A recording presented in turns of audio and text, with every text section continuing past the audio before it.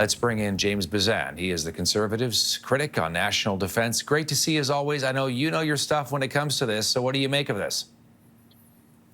Well, good afternoon, Todd, and thanks for having me on. This is, something that Conservatives believe that we have to support our NATO commitments.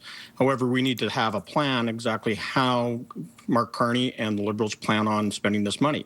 We just don't need to waste money. We actually want to see this invested in capabilities. We want to make sure that those members that serve in the Canadian Armed Forces are well taken care of. And we've already seen the Liberals walk back some of their commitments when they said they're going to 2%, which included a 20% increase in salaries. Now they're saying isn't really going to happen. So, there's a lot of money that has to be rolled out. We want to make sure it's not just, as the Auditor General found, money that's being wasted on interim solutions, but actually we want to see it put into hard infrastructure to support, the new fleet of F-35s, which was the study that the Auditor General released a couple of weeks ago.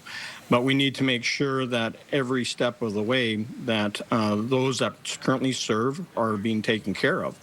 We know that the Canadian Armed Forces is short 6,700 military housing units, and the government only plans on buying 600 or building another 600 homes. That's not enough for the shortage that we currently have. We know that troops under the lost Liberal decade have had to resort to using food banks and are living rough, often unhoused. So we know that the recruitment and retention crisis the forces have faced is because of the mismanagement and neglect by the Liberals.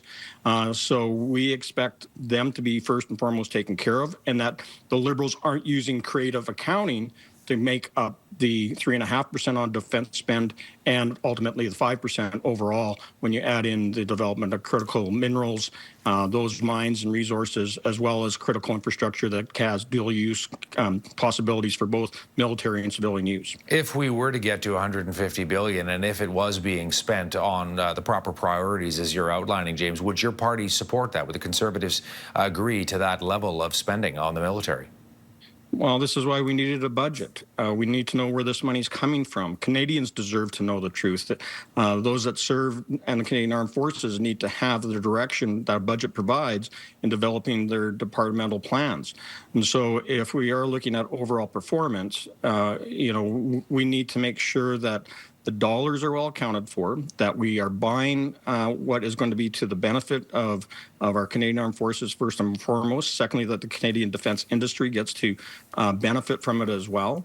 And that we are looking at ways to improve the equipment and the infrastructure that the Canadian Armed Forces operate from. The world is definitely a more dangerous place. And as Conservatives, and Pierre Poilievre has been very clear that we need to be investing in taking care of our own sovereignty and defending our Arctic as well as all our coastlines. So new warships, new submarines, new fighter jets, new AWACS and P-8 aircraft are all required, as well as new land vehicles for the Canadian Armed Forces. And under, a previous Conservative government, we made sure that we had new Chinook helicopters. We bought, new C-130J Hercs, C-17 Globemasters, over 100 Leopard tanks, and almost 1,000 brand new LAVs for our Canadian Armed Forces. And all that has been worn out and rusted out under these Liberals, and they're only now starting to think about replacements. Hey, I've got another question. Are you worried at all that some of this, James, is about trying to keep President Trump happy, sort of in the here and now? You make these pledges, you make these commitments, everybody gets on board and says, yeah, within 10 years we'll be at 5%. And but in fact, President Trump has 3 years left in office, and that could shift as we get closer. So this becomes something to keep the president happy, but whether it actually happens is another question. I don't just mean Canada, I mean other NATO countries as well. There's no question that there's been pressure from the U.S. administration on increasing defense spending. But meanwhile, they've actually, through their own deficit reduction program that Elon Musk took under, they actually reduced defense spending at the Pentagon. This is a 10-year plan. There's no question that the world has become more dangerous. All we have to do is look at Russia's illegal invasion of Ukraine, Iran's and their proxies attacking Israel. We look at the ongoing provocative measures being taken by the People's Liberation Army in Beijing against Taiwan, the Philippines, and other neighbors in the the Indo-Pacific.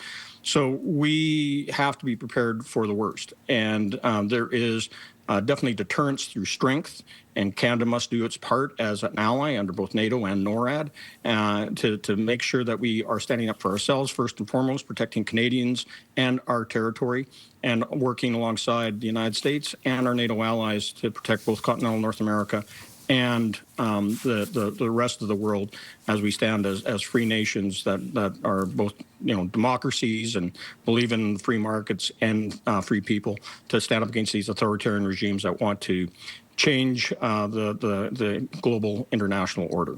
James Bazan joining us from Manitoba. He is the Conservatives' national defense critic. It's great to see you as always, and as always, thanks for taking time for CTV News. Glad to be on the show. All right. And we'll keep our eye on that ongoing coverage of the NATO summit and the implications of Canada's commitment throughout the day, right?